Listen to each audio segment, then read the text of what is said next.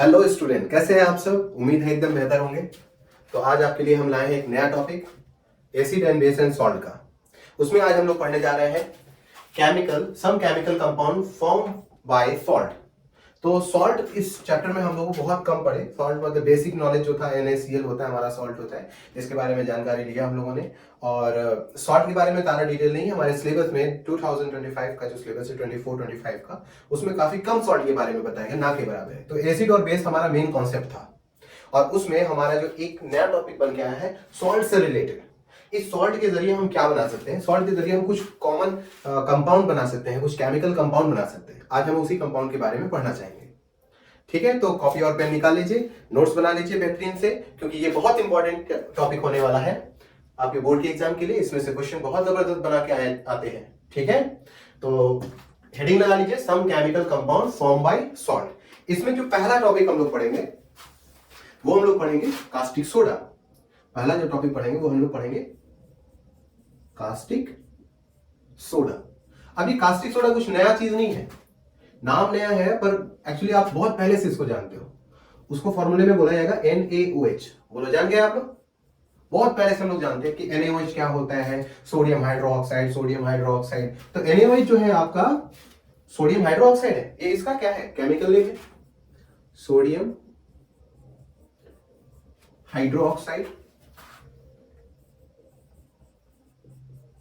तो ये इसका केमिकल नेम है, जबकि उसका कॉमन नेम जो होता है वो होता है कास्टिक सोडा। तो हमें क्या पढ़ना है, कास्टिक सोडा। एग्जाम में कास्टिक सोडा के नाम से ज्यादा पूछते हैं, तो बच्चे सोडियम हाइड्रोक्साइड को लेके याद रखे रहते हैं और वो कंफ्यूज हो जाते हैं, कास्टिक सोडा क्या नई चीज आ गई, ये कौन सा नया बवाल आ गया। तो कोई नया बवाल नहीं है, ये है आपका सोडियम हाइड्रोक्साइड। एक्चुअली ये है NaOH जो हम लोग बहुत पहले से जानते हैं। एक्चुअली यही हिस्सा हमारा क्या होता है, अल्कली होता है, वाटर सॉल्युबल बेस। ये एक्चुअली क्या है, अल्कली है, एक तरह का स्ट्रॉन्ग बेस होता है। कैसा बेस है, स्ट्रॉन्ग बेस। अब इसको बनाने के लिए हमारे पास एक प्रोसेस होता है जिसको हम लोग यहां पर सीखेंगे कि आखिर हम सॉल्ट का यूज करें और क्या बना दें, NaOH। किस तरीके से काम करता है, चलिए हेडिंग लगाइए इसमें, प्रिपरेशन ऑफ कास्टिक सोडा। क्या लगाएंगे, preparation of caustic soda. Caustic soda, अब नाम से ही लग रहा है कास्टिक मतलब बहुत ज्यादा केमिकली होगा। अगर मैं इसको हाथ से लगाऊं तो हो सकता है कि हमें काट दे। तो जाहिर सी बात है, अगर ये बेसिक है और वो भी स्ट्रांग है, तो बिल्कुल इसके अंदर कोरोसिव नेचर होगा। बहुत ही ध्यान से इसको काम करना होगा। तो अब कास्टिक सोडा बनाने के लिए क्या करते हैं, take a concentrated solution of NaCl, जिसे हम कॉमन सॉल्ट भी बोलते हैं, कॉमन सॉल्ट के नाम से भी इसको जानते हैं, कॉमन सॉल्ट। एग्जाम के पेपर में इस कॉमन सॉल्ट की जगह पे टेबल सॉल्ट भी बोल दिया जाता है, तो इसे टेबल सॉल्ट के भी नाम से जानते हैं, टेबल सॉल्ट। क्या करना है हमें, कंसंट्रेटेड सॉल्यूशन लेना है किसका, NaCl, और उसमें पास कर देना है क्या, एंड पास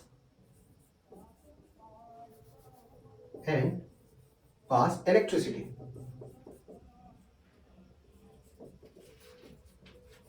पास करनी। जैसे ही आप इलेक्ट्रिसिटी पास करते हो, इस प्रोसेस को हम बोलते हैं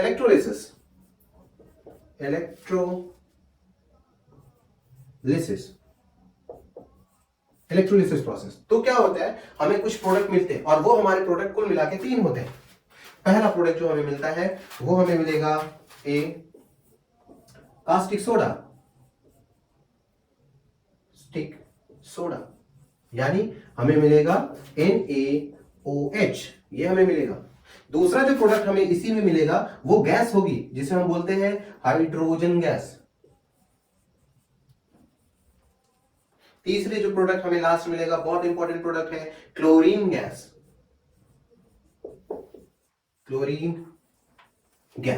ये हमें मिलेगी। तो अब चलते हैं, जरा इसे नोट कर लीजिए, इसका रिएक्शन देखते हैं कि ये कैसे प्रिपेयर होता है। ठीक है, फर्स्ट इसे नोट कर लीजिए, फर्स्ट से।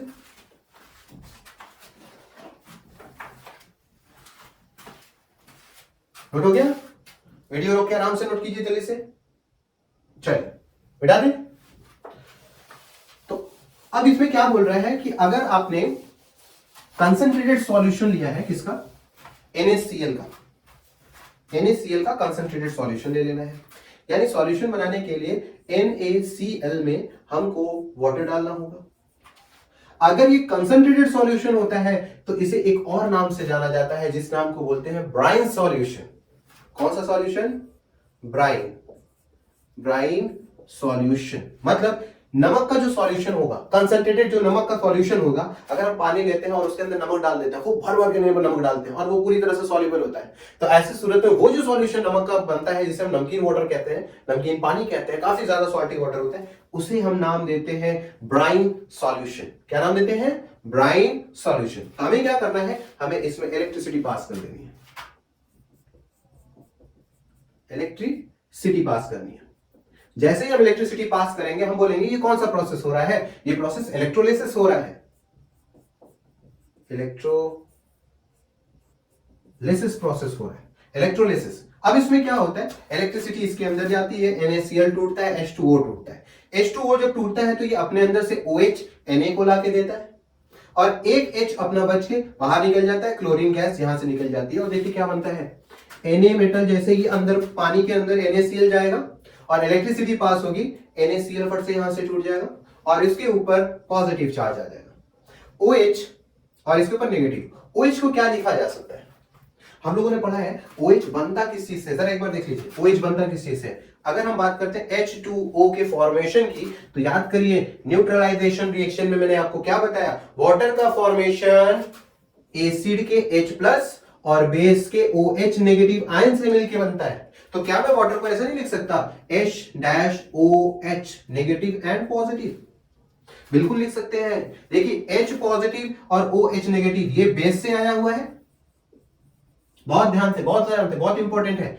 OH बेस से आया हुआ है और H पॉजिटिव एसिड से आया है। यानी हम कह सकते हैं कि वाटर के अंदर एसिडिक कैरेक्टर और बेसिक कैरेक्टर का कॉम्बिनेशन होता है जो हमें बनाता है वाटर। क्लियर, वाटर किस चीज से बनता है, some part of that is H positive and some part of that is OH negative from base, when they combine together then they only form water। यानी एक हिस्सा एसिडिक होता है, एक हिस्सा बेसिक। तो हम इस हिस्से को क्या इस तरीके से इंडिकेट नहीं कर सकते, बोलिए कर सकते हैं, बिल्कुल कर सकते हैं। तो OH को जरा देखिएगा कि ये क्या हो सकता है, मिटा दें इसे, जरा देखिए बार, ये बन सकता है H-OH, देखिए H2O वाटर तभी है और अभी वाटर है, तो क्या होता है ये हिस्सा यहां से टूट जाता है। मैकेनिज्म देखिए, समझिए आखिर बनता है क्या, ये हिस्सा यहां से टूट जाता है, OH के ऊपर आता है नेगेटिव चार्ज, H के ऊपर आता है पॉजिटिव चार्ज। अब OH जो होता है नेगेटिव चार्ज अटैक कर देता है किस पे, Na के ऊपर और बन जाता है NaCl। अब देखिए H हिस्सा है पॉजिटिव और Cl नेगेटिव, इन दोनों को कंबाइन नहीं करना है, क्यों, क्योंकि प्रोसेस इलेक्ट्रोलिसिस है। जब कभी भी कोई प्रोसेस इलेक्ट्रोलिसिस होता है तो उसमें से गैस 100% इवॉल्व होती है। अब अगर 100% गैस निकल रही है तो वो हाइड्रोक्लोराइड या हाइड्रोक्लोरिक एसिड तो नहीं होगी क्योंकि वो सॉल्यूशन होते हैं। तो यहां से जो गैस निकलेगी वो दो गैसेस होंगी, एक हाइड्रोजन गैस निकलेगी, दूसरी जो बच गई वो क्या है, क्लोरीन गैस निकलेगी। बात समझ में आया, क्लोरीन गैस और हाइड्रोजन गैस क्यों निकल रही है, क्योंकि प्रोसेस इलेक्ट्रोलिसिस हो रहा है और इस इलेक्ट्रोलिसिस के प्रोसेस में कभी भी ऐसा नहीं हो सकता कि उसमें से गैसेस ना निकले। क्यों, क्योंकि देखो जरा देखो ध्यान से, ये प्रोसेस एक बीकर में होगा या किसी एक कंटेनर में हो गया जिसके अंदर हम क्या डालेंगे, दो कार्बन के रॉड डालेंगे। ठीक है, जरा देखिए कैसे ये काम करता है, कार्बन के रॉड डालेंगे और ये हमारा सॉल्यूशन, कौन सा सॉल्यूशन, ब्राइन सॉल्यूशन, ये हमारा ब्राइन सॉल्यूशन तैयार। ब्राइन सॉल्यूशन कौन सा सॉल्यूशन होता है, NaCl प्लस H2O, यही होता है हमारा ब्राइन सॉल्यूशन।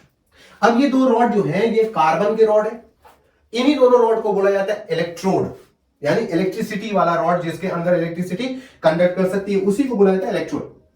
अब अगर इनमें से एक रॉड कनेक्ट किया गया पॉजिटिव टर्मिनल से तो ये बन जाता है एनोड,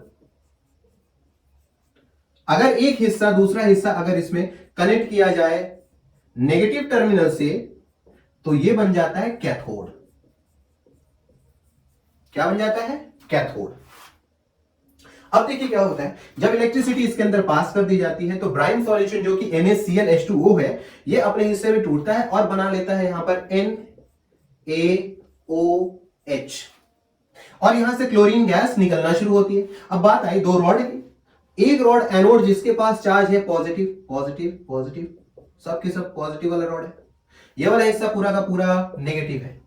अच्छा, हाइड्रोजन गैस जो निकल रही है तो हाइड्रोजन के ऊपर चार्ज देखिए क्या है, पॉजिटिव। अगर हाइड्रोजन के ऊपर चार्ज पॉजिटिव है तो वो पॉजिटिव के टर्मिनल पे नहीं पाई जाएगी, क्यों? क्योंकि वो रिपल कर जाएगी और जाएगी किधर की तरफ, यानी सारे के सारे हाइड्रोजन जाएंगे, बोलिए, कैथोड रॉड की तरफ से, और यहां से हाइड्रोजन गैस का इवोल्यूशन होगा, निकलेगी। और क्लोरीन जो है, जो कि नेगेटिव चार्ज लेके चल रही है, जरा देखिए यहां पर क्लोरीन नेगेटिव चार्ज लेके चल रही है, ये किधर से तरफ जाएगी, अगर ये कैथोड के पास रही तो कैथोड उससे रिपल कर देगा और भेजेगा, भाई साहब यहां से निकल लो, आपका कोई काम नहीं है, किधर जाओगे, जहां मर्जी करे वहां जाए। तो क्लोरीन बोलता है कोई बात नहीं, मेरे पास एक और जगह है जाने की, वो कौन सी है, एनोड मेरा भाई है, पॉजिटिव नेगेटिव एक दूसरे के साथ लपट जाएंगे और क्लोरीन गैस यहां से बाहर निकल जाएगी। तो कभी भी इलेक्ट्रोलिसिस प्रोसेस होता है, इस बात का ध्यान रखिएगा, गैसेस का फॉर्मेशन जरूर होगा। अगर मैं इस रिएक्शन में NaOH को कंबाइन करूं,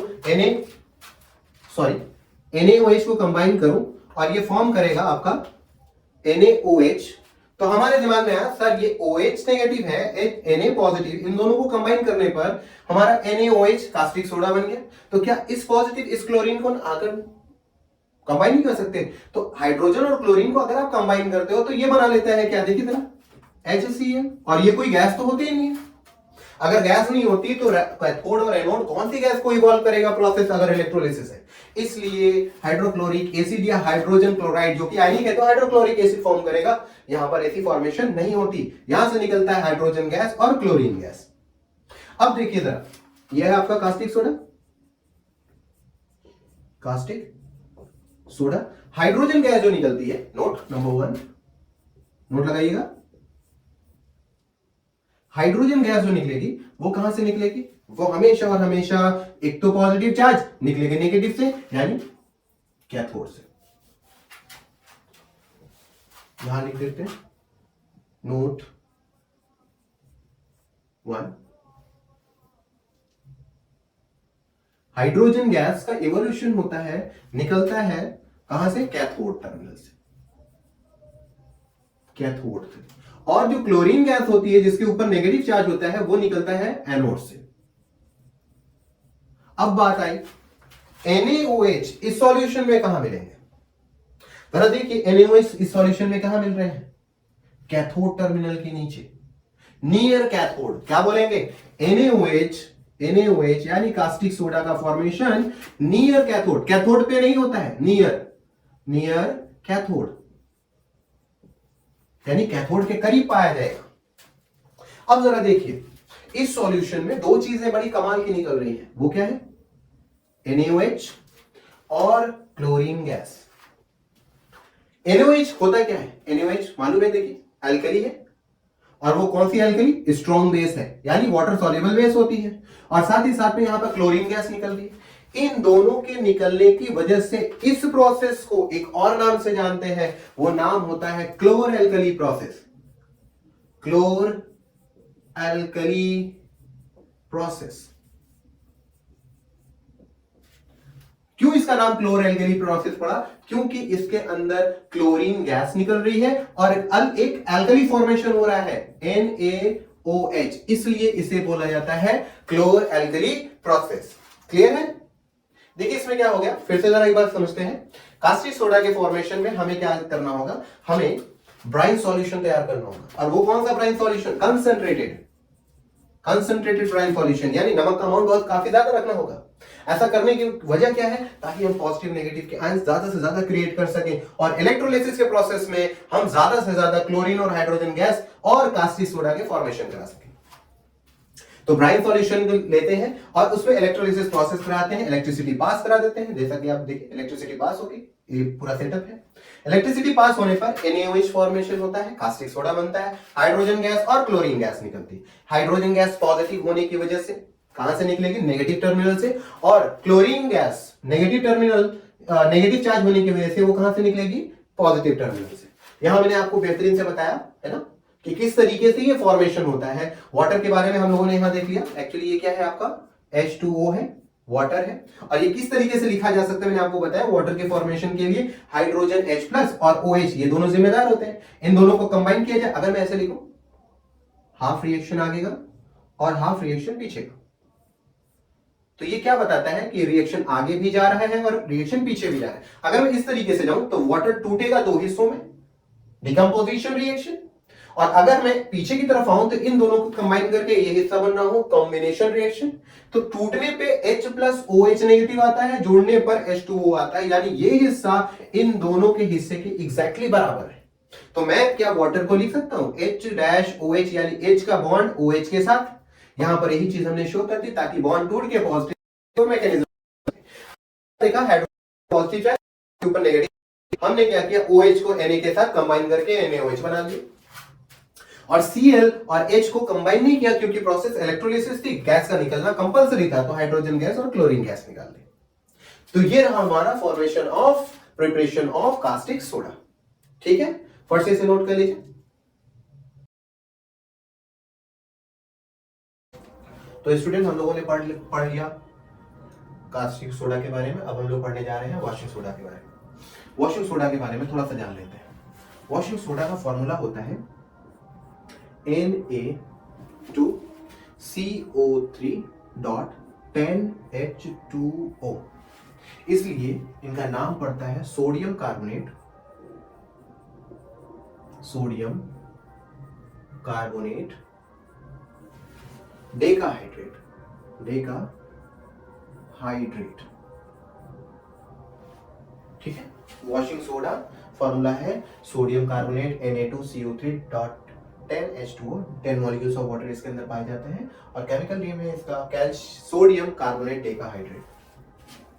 ठीक है, अब इसकी प्रिपरेशन कैसे होती है देखते हैं। हेडिंग लगा लिए, प्रिपरेशन ऑफ वॉशिंग सोडा। आपको क्या करना है, पहले लेना है take cold and concentrated, cold and concentrated solution of brine, और उसके साथ रिएक्ट कर देना है हमें अमोनिया NH3, और उसमें पास कर देना है and pass CO2 gas. Reaction द्वारा देखते हैं इसका क्या होता है। ब्राइन सॉल्यूशन NaCl होता है, नमक वाला सॉल्यूशन वाटर के साथ। ये कैसा होना चाहिए, कोल्ड एंड कंसंट्रेटेड होना चाहिए। नाम क्या है, brine, combination of NaCl and water, और इसको रिएक्ट करना है अमोनिया के साथ NH3 और पास कर देनी है CO2 गैस।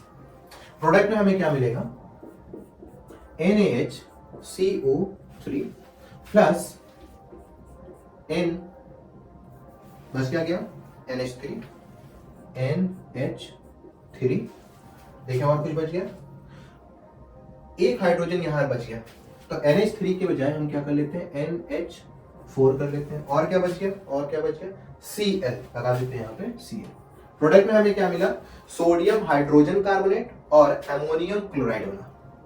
फिर हमें क्या करना है, सोडियम हाइड्रोजन कार्बोनेट को step number 2 heat sodium hydrogen carbonate, heat sodium hydrogen carbonate to form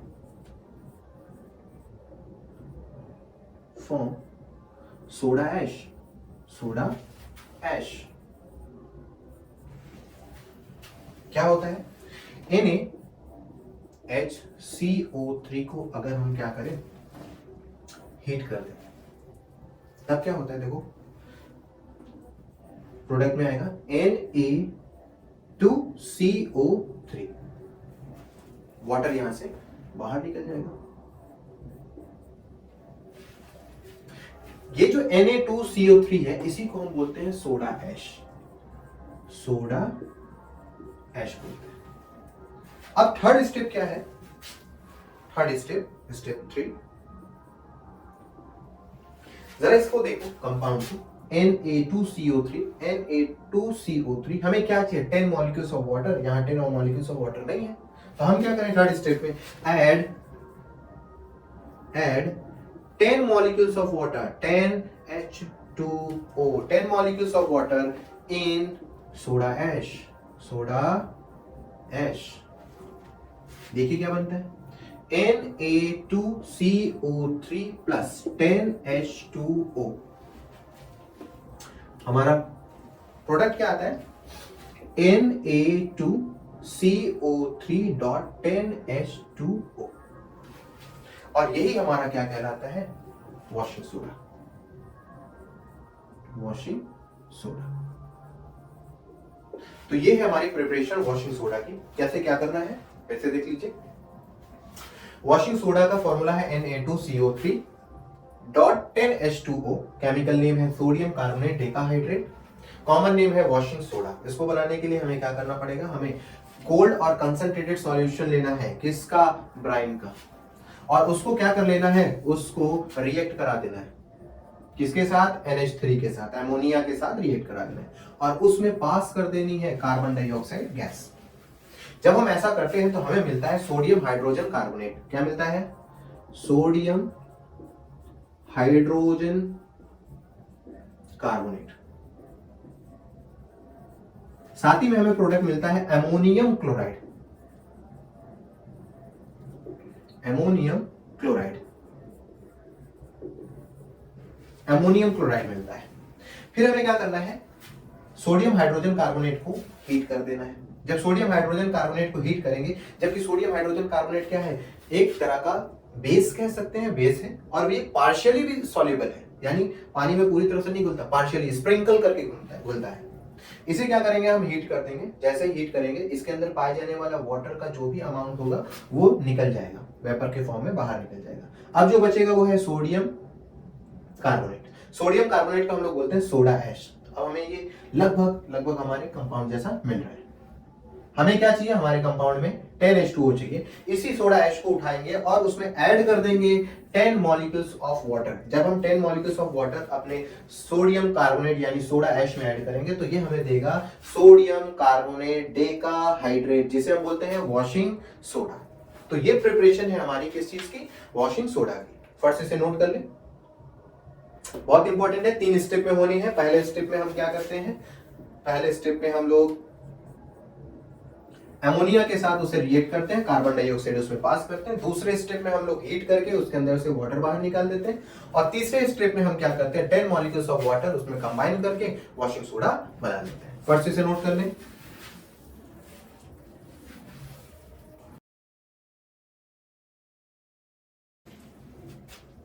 चलिए इसको मिटा लेते हैं, ठीक है। तो अगली टॉपिक हम लोगों की रहेगी बेकिंग सोडा को लेके, लिख चुके हैं, ठीक। वॉशिंग सोडा हम लोगों ने पढ़ लिया। प्रोडक्ट में क्या बन रहा था, वाटर भी निकल रहा था और कार्बन डाइऑक्साइड भी रिलीज हो रही थी यहाँ। फिर हम लोगों ने सोडा ऐश के साथ क्या कर लिया, सोडा ऐश के साथ हम लोगों ने वाटर को 10 मॉलिक्यूल्स ऑफ वाटर को कंबाइन कर लिया। 10 मॉलिक्यूल्स ऑफ वाटर कंबाइन होते ही वो हमें क्या बना दिया, वॉशिंग सोडा बना दिया। अब हम लोग नया टॉपिक है, वो है हमारा baking soda. Baking soda, baking soda, baking soda का मतलब हो गया सीधे से किसी चीज को बनाने के लिए। जैसे हम लोग केक वेक बनाते हैं, रोटी बनाते हैं, घरों पे इसका इस्तेमाल भी होता है, तो बेकिंग सोडा वो बेकिंग सोडा है। इनका जो कॉमन नेम है वो बेकिंग सोडा ही है। इनका जो फॉर्मूला होता है वो है आपका NaHCO3, सोडियम हाइड्रोजन कार्बोनेट। क्या नाम है इसका, sodium hydrogen gel carbonate, sodium hydrogen carbonate. अब इसकी प्रिपरेशन जरा देख लेते हैं कैसे होती है। Preparation of baking soda.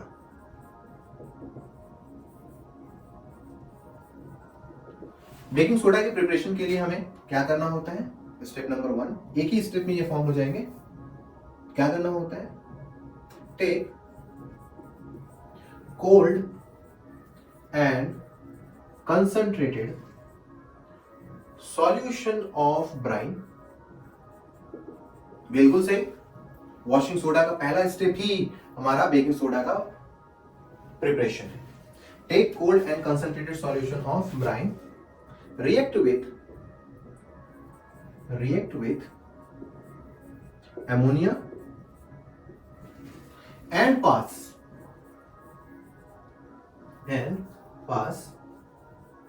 CO2 carbon dioxide gas. चलो देखते हैं। NaCl plus H2O, ये है हमारा ब्राइन सॉल्यूशन। कैसा है? कोल्ड है, चिल्ड एकदम होना चाहिए, खूब ठंडा होना चाहिए। इसको रिएक्ट करा लेते हैं NH3 अमोनिया के साथ, पास कर देते हैं CO2 गैस। प्रोडक्ट में हमें क्या मिल जाएगा? NaHCO3 plus NH4Cl ammonium chloride, और यही हमारा क्या है? यही हमारा बेकिंग सोडा है, बेकिंग सोडा। ठीक है, तो ये हमारा वन स्टेप में क्या हो गया? प्रिपरेशन हो गया। अब प्रॉपर्टी में एक प्रॉपर्टी बेकिंग सोडा की है कि एक्शन ऑफ हीट, इसे हीट अगर दिया जाए तो क्या होगा? चलिए देखते हैं। एक्शन ऑफ हीट, अगर इसे हम गर्म कर दें तो क्या होगा? NaHCO3 को अगर हम हीट कर दें तो हमें देखो क्या मिलता है? Na2CO3, सोडियम कार्बोनेट, कार्बोनेट क्या हो रहा है? फिर से टूटेगा तो कुछ ना कुछ अमाउंट देगा ही, क्या? CO2 plus amount of water भी यहां से एलिमिनेट होंगे, गैस के फॉर्म में निकलेंगे, वेपर के फॉर्म में, क्योंकि हीट किया जा रहा है, तो बनेगा H2O, दो गैस यहां से क्या हो जाएंगी? रिलीज कर जाएंगे। इनका इस्तेमाल होगा जो हम यूजेस में पढ़ेंगे। किनके? बेकिंग सोडा के यूजेस में। बहुत इंपॉर्टेंट यूजेस होंगे दो, जो एग्जाम में एकदम 100% होता है, आते हैं, तो इसलिए यूजेस बहुत इंपॉर्टेंट है बेकिंग सोडा। ठीक है, इसे नोट कर लीजिए। यही है preparation. Cold and concentrated brine of solution आपको लेना है, अमोनिया के साथ उसको रिएक्ट कर लेना है। अमोनिया के साथ रिएक्ट करने के बाद उसमें कार्बन डाइऑक्साइड गैस पास कर देंगे, आपको मिल जाएगा बेकिंग सोडा और अमोनियम क्लोराइड मिल जाएगा। और एक्शन ऑफ हीट में हम लेके देखें कि सोडियम हाइड्रोजन कार्बोनेट को अगर हम हीट करते हैं तो हमें मिलता है कि सोडियम कार्बोनेट, जो कि सोडा ऐश कहलाता है, और साथ ही साथ में कार्बन डाइऑक्साइड गैस रिलीज हो जाती है और वाटर भी फॉर्म होता है। फर्स्ट से नोट कर लीजिए इसे। हो गया? हो गया? ठीक है, चलिए। इसी बेकिंग सोडा में अगला पॉइंट लगा लीजिए, uses of baking soda. Uses of baking soda, uses of baking soda. Reading है, यूजेस ऑफ बेकिंग सोडा। पहला जो इंपॉर्टेंट है वो मैं आपको बता रहा हूं, अच्छे से इनको पढ़ लीजिए, एग्जाम में इनका आना है और आराम से लिखिएगा इसको। यूजेस ऑफ बेकिंग सोडा में पहला है baking of cake. Baking of cake,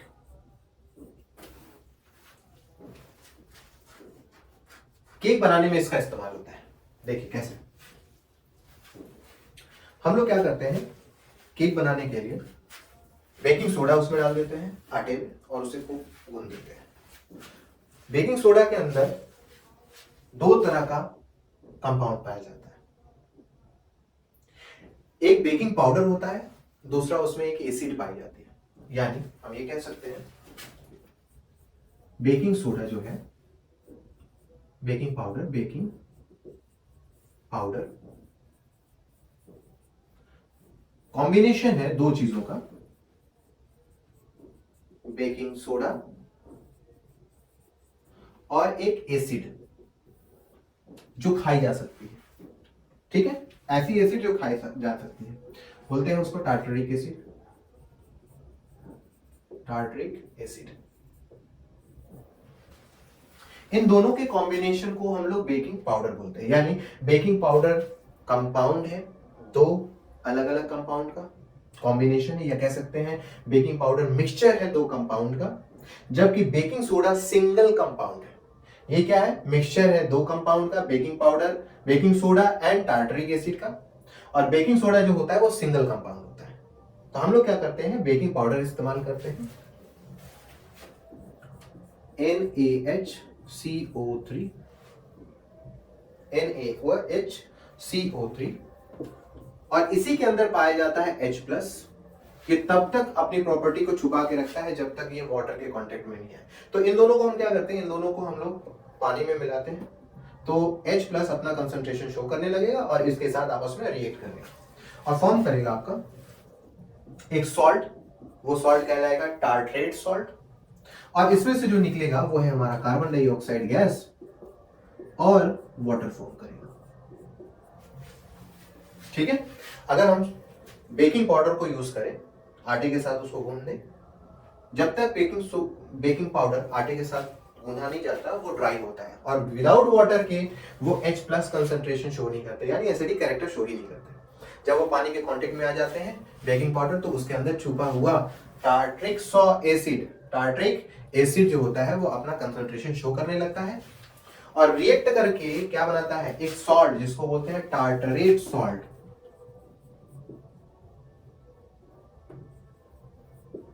tartrate salt, tartaric acid से बनने वाला टार्टरेट सॉल्ट होता है। कार्बन डाइऑक्साइड रिलीज हो जाती है और वाटर फॉर्म हो जाता है।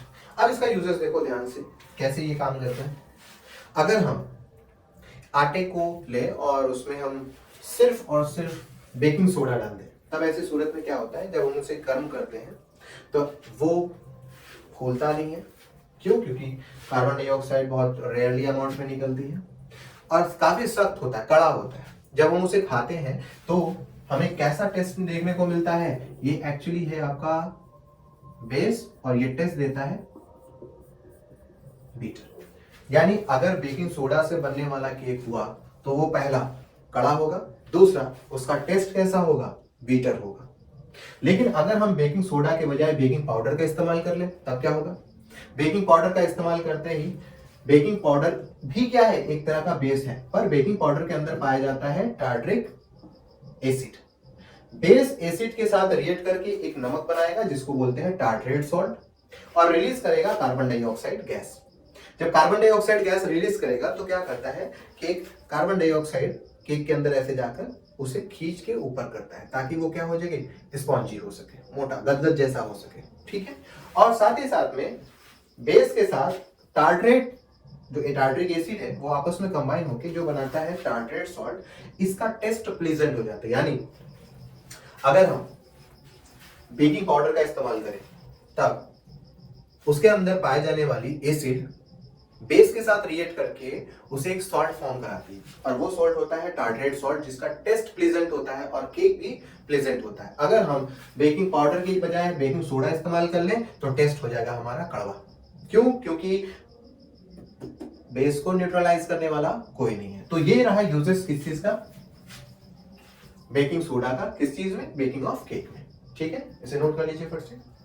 फिर दूसरा हम लोग यूजेस पढ़ते हैं, फर्स्ट से नोट कर लीजिए।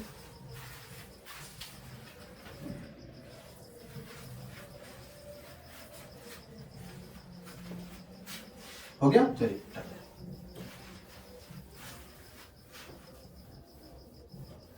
दूसरा यूजेस है हमारा soda fire extinguisher. Soda fire extinguisher दूसरा क्या पॉइंट है, सोडा फायर एक्सटिंग्विशर। इसका काम क्या होता है? एक soda fire extinguisher, soda fire extinguisher, आग बुझाने के लिए जो कंटेनर इस्तेमाल किया जाता है वो। स्कूल में आप लोगों ने देखा होगा, कंपनी में, बसेस में भी देखने को मिलता है। एक तरह का एक्सटिंग्विशर होता है, आग बुझाने का एक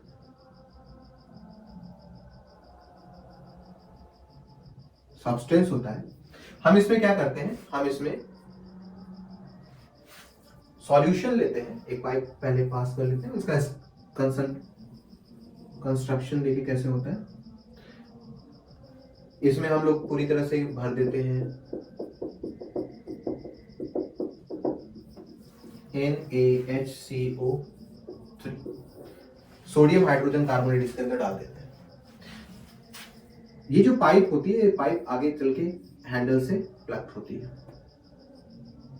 ये प्लग हो गया इसका, और यहां से एक हिस्सा इस तरीके से निकलेगा, ठीक है, इस तरीके से यहां से निकलेगा। रफली डायग्राम है, और यहां हुक होता है, इस तरीके से इसे पकड़ के दबाने के लिए। यहां से हल्का सा थ्रेड, पतला सा थ्रेड लेके आते हैं, और यहां पर होता है हमारा टेस्ट ट्यूब। इस टेस्ट ट्यूब के अंदर हम लोग फिल कर देते हैं एसिड, और यहां पर हम लोग एसिड लेते हैं H2SO4। क्या होता है, ये कैसे काम करता है, फायर एक्सटिंग्विशर। जैसे ही हम लोग प्लग ऐसे दबाते हैं ताकि हम आग को बुझा सकें, मान लेते हैं हमारा यहाँ आग वगैरह से लगा हुआ है, ठीक है, आग लग गई, तो हमें क्या करना है, फायर एक्सटिंग्विशर का इस्तेमाल करना है और उसमें से आग को बुझाना है। तो ये किस तरीके से काम करता है, सॉल्यूशन हमारा जो है वो सोडियम हाइड्रोजन कार्बोनेट है, और हमारा टेस्ट ट्यूब में जो है वो एक तरह की एसिड है H2SO4। जैसे ही हम प्लग को दबाएंगे क्या होगा, ये थोड़ा सा टेढ़ा होगा, बिल्कुल इस तरीके से, तो ये क्या होगा, इस तरीके से टर्न करेगा। जब ये टर्न करेगा तो इसके अंदर से पाए जाने वाली एसिड क्या हो जाएगी, सॉल्यूशन के अंदर मिलना शुरू हो जाएगी। जैसे ही ये दोनों आपस में कंबाइन होंगे, प्रोडक्ट में क्या मिलेगा, CO2, भर भर के CO2 मिलेगा, ढेर सारा।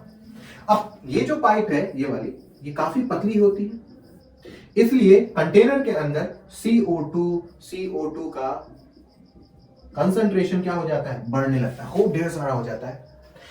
अब क्या होता है, जैसे ही हम लोग प्लग को दबाएं, यहां से हल्का सा उसे गैप मिलता है, और सारे CO2 क्या कर जाते हैं, यहां से बाहर निकलने की कोशिश करते हैं। गैस है, एक दूसरे से दूर होंगे, लेकिन पाइप में जगह कम होने की वजह से वो एक दूसरे के करीब पाए जाते हैं, और करीब होके यहां से निकलने की कोशिश करते हैं। जब एक दूसरे के करीब होके निकलते हैं तो एक के ऊपर एक क्लाउड बना लेते हैं, और क्लाउड बनाने के बाद जब ये क्लाउड बनाते हैं तो ये सॉलिड जैसा हो जाता है, ठीक है। जैसे ही आप इसको दबाते हैं और आग के पास लाते हैं, तो इसमें से निकलने वाली CO2, जो कि अब सॉलिड फॉर्म में हो गई क्योंकि कंप्रेस किया गया है, पाइप में से प्रेशराइज ज्यादा था, एक दूसरे के करीब आके ब्लैंकेट जैसा बन गया, ये सब कहां गिरते हैं, इस आग के ऊपर इस तरीके से कवर अप हो जाते हैं, और सप्लाई ऑफ ऑक्सीजन को क्या कर देते हैं, बाहर से आते हुए कैंसिल कर देते हैं, जिनसे आग क्या हो जाती है, स्टॉप हो जाती है, रुक जाती है, ठीक है। फायर क्या हो जाता है, रुक जाता है, पूरी तरह से रुक जाता है। तो इस तरीके से फायर एक्सटिंग्विशर काम करता है। तो फायर एक्सटिंग्विशर क्या है, यह है सोडा ऐश फायर एक्सटिंग्विशर, या बेकिंग सोडा फायर एक्सटिंग्विशर, या बोल सकते हैं सोडा फायर एक्सटिंग्विशर। कैसे बनता है, कंटेनर के अंदर हमें क्या लेना है, बेकिंग सोडा ले लेना है, और टेस्ट ट्यूब में हमें लेना है एक एसिड। जब एसिड और बेस दोनों, बेस जो कि सोडियम हाइड्रोजन कार्बोनेट है, दोनों कंबाइन करेगा, तब ऐसी सूरत में कार्बन डाइऑक्साइड ढेर सारी बनेगी, और कार्बन डाइऑक्साइड जब बाहर निकलेगी, जो कि रास्ता नहीं पाती है, तब वो क्या करेगी, खूब गाढ़ा गाढ़ा बन के निकलेगी, और ब्लैंकेट की तरह जहां पर फायर है उसके ऊपर जाके कवर अप कर देगी, और ऑक्सीजन की सप्लाई बंद कर देगी। इस तरीके से हम ऑक्सीजन की सप्लाई रोक के आग को बुझा सकते हैं। तो ये रहा हमारा यूजेस ऑफ बेकिंग सोडा, किस चीज के लिए, फायर एक्सटिंग्विशर के लिए, ठीक है। नोट कर लीजिए इसको, उम्मीद है कि आपको ये बढ़िया से समझ में आया होगा। तो हमारे यूजेस ऑफ बेकिंग सोडा में बस इतना सा है, ठीक है। आगे हम लोग पढ़ेंगे एक और कंपाउंड जो फॉर्म करता है पर सॉल्ट के साथ में, इसे नोट कर ले, फिर हम लोग उसको पढ़ेंगे।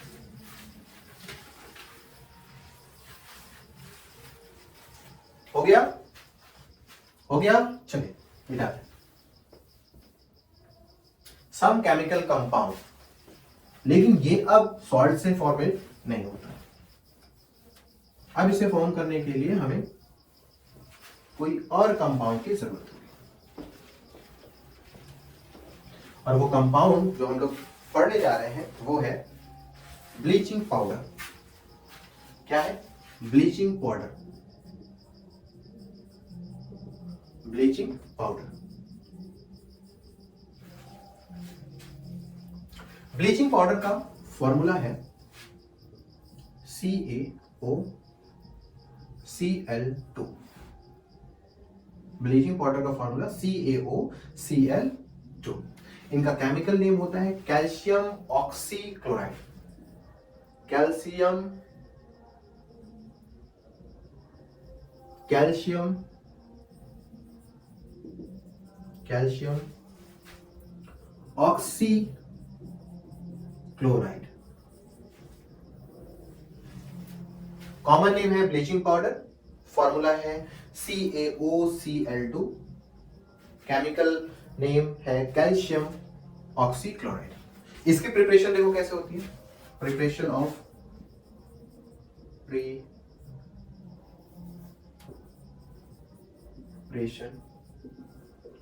Of bleaching powder.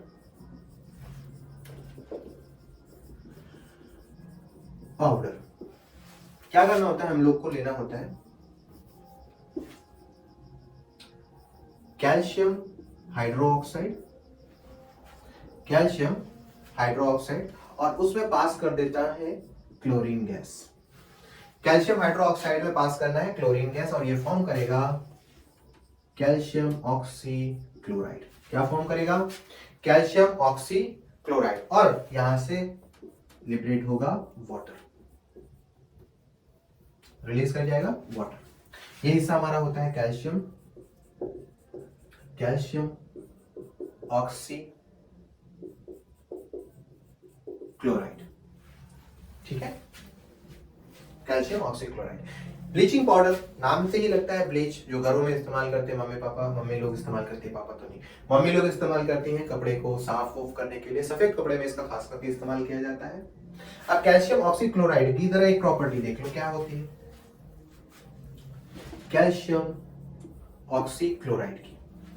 क्या इसमें कैल्शियम ऑक्सीक्लोराइड जो है वाटर के अंदर जाने के बाद, कैल्शियम ऑक्सीक्लोराइड वाटर के अंदर जाने के बाद किस तरीके से बिहेव करता है? अगर हम देखें तो वाटर के साथ इसका कोई लेना देना नहीं है। अगर हम कैल्शियम ऑक्सीक्लोराइड को एसिड के साथ H2SO4 के साथ रिएक्ट करें तो ये प्रोडक्ट बनाता है CaSO4, एक नमक बना देगा और इसके अंदर से निकलेगा Cl2 क्लोरीन प्लस हाइड्रोजन नहीं, क्या बच गया देखो जरा, कैल्शियम वाटर। क्या बनेगा? वाटर फॉर्म करेगा। ठीक है, फट से इसको नोट कर लीजिए, तो फट से नोट कीजिए। प्रिपरेशन ऑफ ब्लीचिंग पाउडर में हम लोग क्या लेते हैं, कैल्शियम ऑक्साइड, कैल्शियम हाइड्रोक्साइड को लेते हैं और क्लोरीन गैस उसमें पास कर देते हैं, तो हमें बनता है कैल्शियम ऑक्सीक्लोराइड और वाटर फॉर्म कर देता है। अगर हम कैल्शियम ऑक्सीक्लोराइड को एसिड के साथ रिएक्ट करें तो ये फॉर्म करेगा कैल्शियम सल्फेट और क्लोरीन गैस बाहर निकाल देगा। ये जो क्लोरीन गैस है ना, ये हमारा क्या है, ब्लीचिंग एजेंट है। क्या है ये हमारा ब्लीचिंग एजेंट है। मतलब यही क्लोरीन कपड़े के अंदर जाने के बाद कलर को क्या करती है, डिसकलर करने में मदद करती है। अगर क्लोरीन ना हो तो ब्लीचिंग पाउडर किसी तरह की क्लीननेस शो नहीं कर सकता। अगर कोई कलर को खत्म करना हो तो हम विदाउट क्लोरीन ये काम नहीं कर सकते। तो ब्लीचिंग पाउडर में क्लोरीन जो होती है वो ब्लीचिंग एजेंट का रोल प्ले करती है, जिससे वो कलर को डिसकलर में कन्वर्ट कर लेती है। ठीक है, इसे नोट कर ले फट से। नोट हो गया? तो अब जो हम लोग पढ़ने जा रहे हैं अगला नया कंपाउंड, जिसके प्रिपरेशन के बारे में बात करेंगे। कंपाउंड का नाम है प्लास्टर ऑफ पेरिस, POP। ये तो सुना होगा ना, POP, प्लास्टर ऑफ पेरिस के नाम से जाना जाता है। प्लास्टर ऑफ पेरिस, ठीक है, प्लास्टर ऑफ पेरिस POP के नाम से जाना जाता है। इसका केमिकल फॉर्मूला है CaSO4 डॉट हाफ H2O। इसी से इनका केमिकल नेम बनता है कैल्शियम सल्फेट।